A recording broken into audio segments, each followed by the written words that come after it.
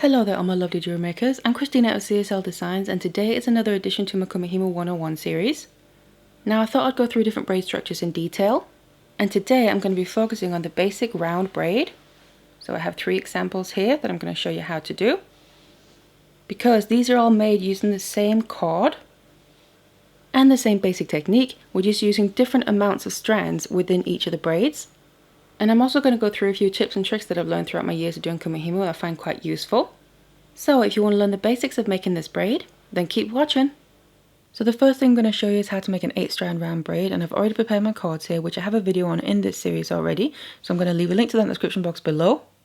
But when we then have the cords ready, we need to attach them onto the disc. So what I do is take the knot that's holding all the cords together and put it down through the hole in the center, and then we distribute the lengths on the rest of the disc like this. So because we're using 8 strands, what we need to do is make them into pairs.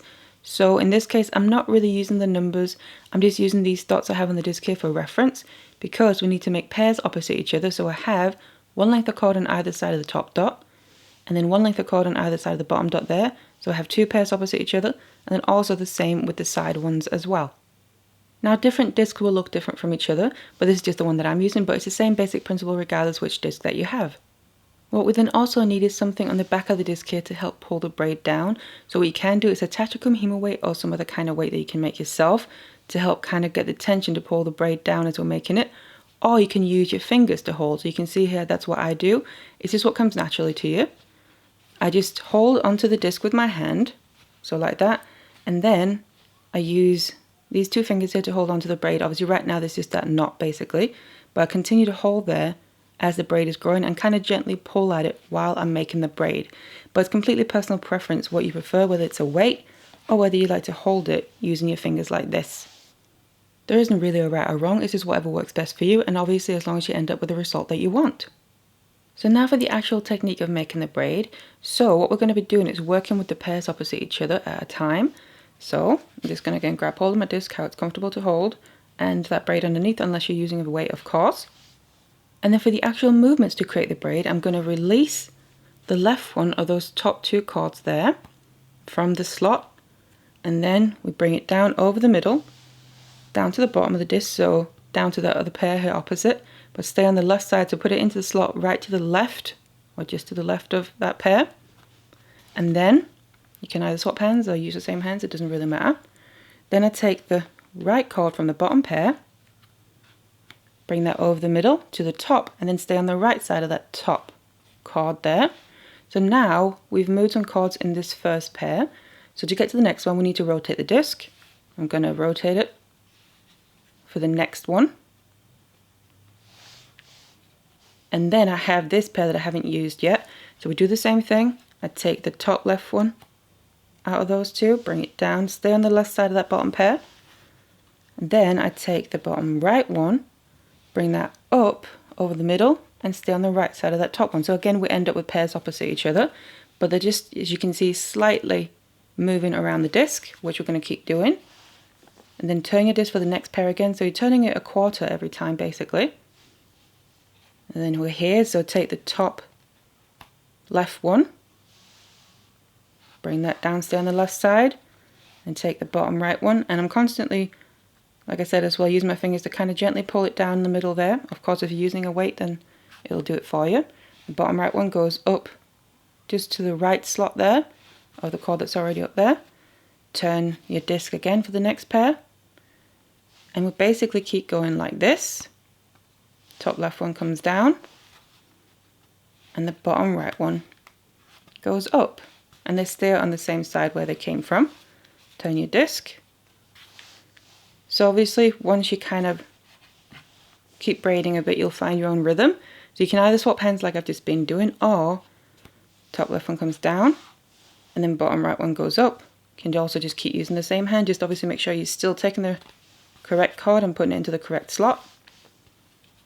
It's just whatever is comfortable and works for you. And you can see you can really then pick up some speed as well when you get the rhythm of it.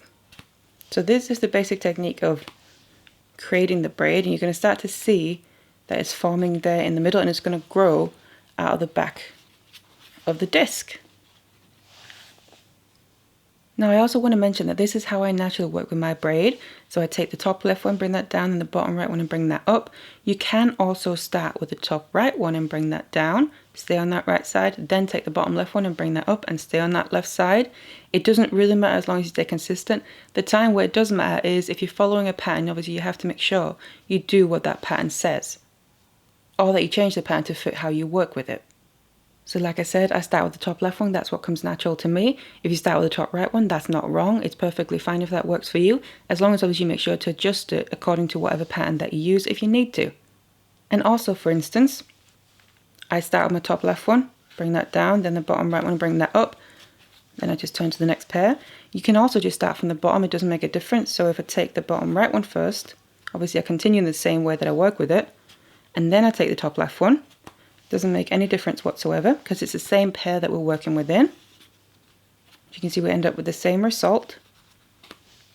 Again, this is completely what comes natural to you and what works best for the way that you work. And you just keep going like that. Now I also just want to talk about how you rotate the disc here. So as you can see, when I've moved my cords, then I need to rotate my disc for the next pair. So I rotate it, you can see it kind of moves in an anti-clockwise direction, and then I'm ready for the next pair. Again, that's just what for some reason comes natural to me.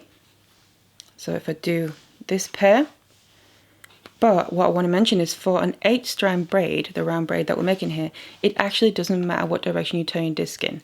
So obviously now I would turn it again the same direction, but if we say I turn the opposite direction and I do the same movements, we actually end up with the same result because I'm moving the same cords that I would be otherwise anyway. So if I turn it the natural direction for me again, top left one comes down, bottom right one goes up, and then I turn it in the opposite direction to what comes natural to me. The top left one comes down, which if I turn it the other way around, that will be the bottom right one. And then the bottom right one goes up, which would have been the top left one. So you can see it's the same cords that are actually being moved, and it doesn't matter what order you move them in as long as you move those same cords. So when you're using 8 strands for a round braid here, it doesn't matter what direction you turn them in, and you can even swap direction throughout. I do recommend though to kind of get a habit of turning them in the same direction because it will matter when you add more lengths of cord in. But then otherwise you just keep doing the same movements with your cords. One pair at a time, turn your disc, and then like I said, your braid will be growing out the back of the disc there until you have the length that you want. So now that I'm done braiding, we need to remove it from the disc, and the aim is just to do that securely, so obviously making sure the braid doesn't unravel. So what I like to do is come from underneath the disc and then grab hold of the very open end of the braid here that we've been working on with my fingers, and then I go in and release the cords from the slots, just all of them. So obviously I'm just holding on to the end of the braid to make sure it doesn't unravel in the process. And then remove the disc here, and you can just take the cords and tie a knot to obviously make sure it stays together while we then finish it off. And then just tighten that knot there all the way down to the end of the braid. And what I like to do is just go in and just pull on each of these individually. Just tighten it up nicely. And so we make sure we don't have any loose cords anywhere. And we then have the finished braid. Now what you might sometimes find, depending on what materials that you use, is that over time the braid can stretch a little bit. So say if you finish off the ends now, like this, you might find that it actually gets a bit larger with some time and some wear. So what I personally would recommend to try and avoid that is before finishing anything off, you can go in and kind of settle the braid in place a bit and stretch it out. It also helps all of it settle in place, all the cords there. And obviously it does make it that bit longer, so instead of it happening over time, you can kind of do that now before finishing anything off, and to try and help avoid that happening. And also it can neaten it up a little bit, so just recommend doing that if you feel like it's needed. So then I thought I'd just show you a few different examples of using different cords. So this is the one that I just used the 1mm cord for, that I showed you how to do. Then I also made one using an S-long cord, so a 0.5 mil. So you can see that affects the size quite dramatically. It's quite a smaller braid there in the diameter of it. And then I also made one in 2mm satin cord. So you can see it's the exact same basic technique, but just changing up the cord that you use will give you a very different result. So for instance, if you want a chunkier braid, you can just use a thicker cord. And then this is kind of the medium, and then obviously the small one. And also this I used S-long for. I tend to use this more when I'm doing beaded Kumihimo, not so much when I'm just doing it with cord, but obviously that's personal preference. I just wanted to show you the difference just in changing up the cord size. You can then also achieve different patterns with your braid depending how you put your colors of cord together. So you can see here it's the same basic technique. I just placed the certain colors in a certain place on the disc before I started braiding, and then I've ended up with these stripes all the way along the braid. So I thought I would show you how to use more strands in the same braid structure as well. So what I have here is I'm making a braid with 12 lengths of cord instead of the 8 that I just showed you. So it's the same basic principle, but the difference is, first of all, we need to obviously set them up a little bit differently on the disc here. So instead of having two pairs opposite each other, top and bottom, and also on the sides, we still have the top and bottom ones there, but then because we have more lengths of cord we need to work with, we just basically need to distribute them in still opposite pairs and just as evenly as possible around the disc. But then to start making the braid is the same basic principle as when making the 8 strand. Obviously we're just working with more pairs here. So again, I'm going to start my top left cord. I'm just starting with these two opposite pairs. Top left one comes down, stays on that left side. And then the bottom right one goes up and stays on the right side of the top one. Then I turn my disc. In this case now, I'm not turning it a quarter because we just need to turn it for the next pair. So I'm turning it in that same direction. And then the next pair that I run into, take the top left one, bring that down the bottom right one and bring that up, just like that. And then we need to turn it again because we moved the cords in that pair. Turn it again for the next available pair in that same direction. So the top left one comes down and the bottom right one comes up.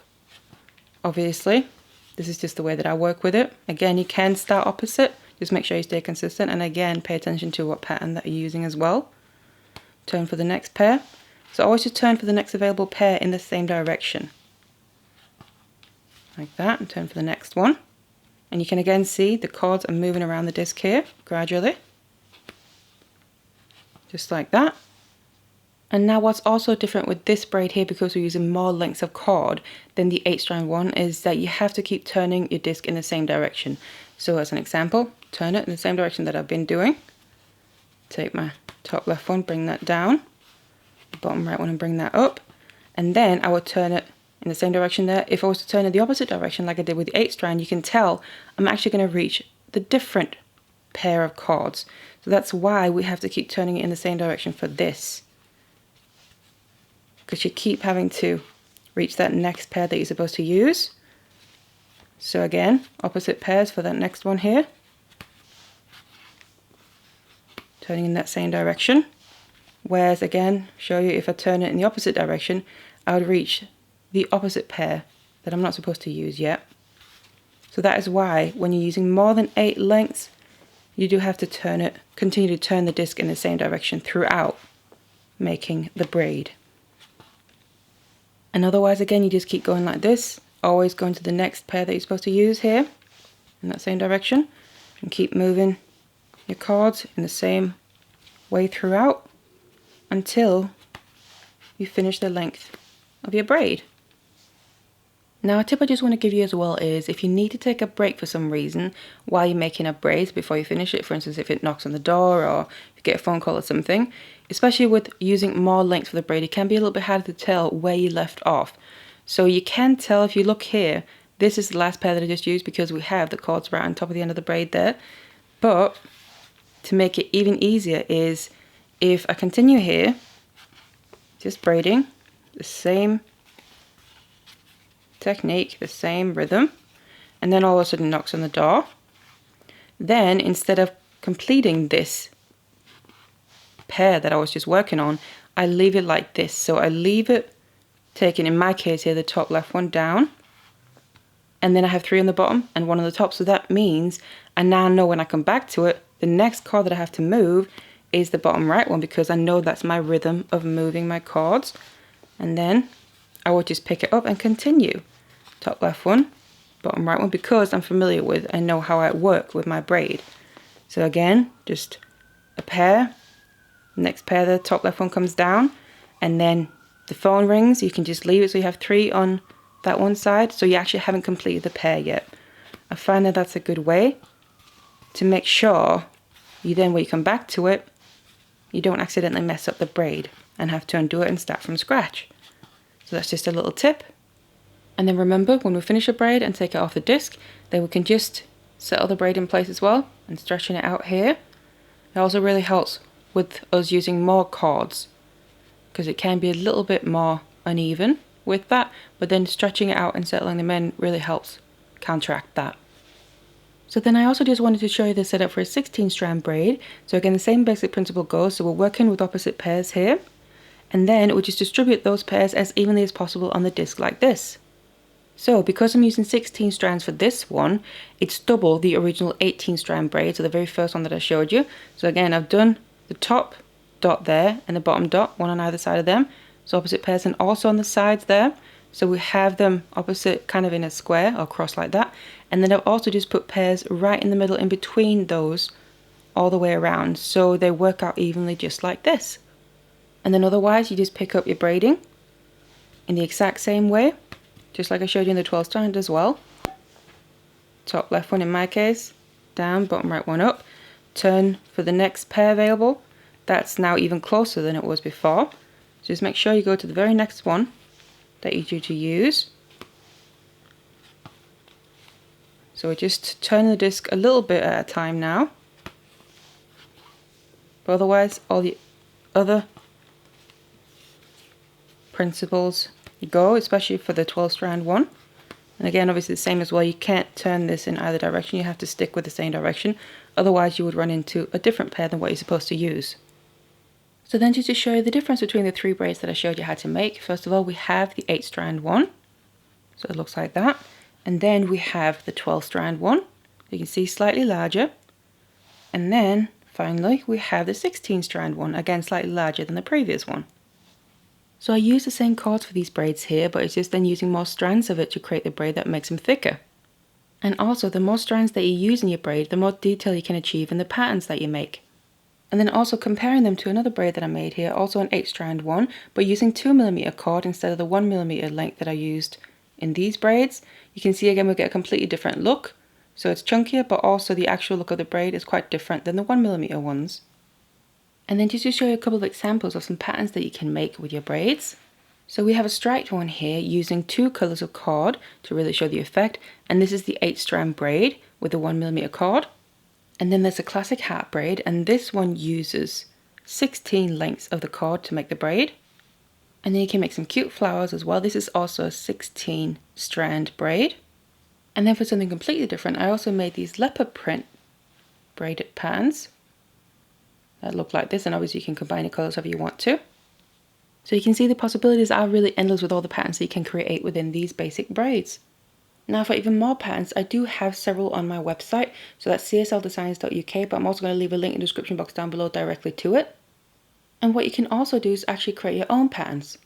Because if you're not already familiar with it, online what you can actually find is different Kumihimo generators, where you can basically create the pattern that you want, and then it'll tell you where you need to put the cords. So again, I'm also going to leave a link to that directly down in the description box below there so you can easily find it. But otherwise, I hope this tutorial for how to make the basic round Kumihimo braid using different amount of strands was useful for you. If it was, make sure you check out my Kumihimo 101 series, where I already have a couple of videos and I'm going to keep adding more as well. Now of course you're going to find the link to that playlist down in the description box below. And if you have any requests about anything, make sure to leave them in the comments down below and I'll see what I can do. But otherwise, thank you so much for watching this one, and I'll see you in the next one.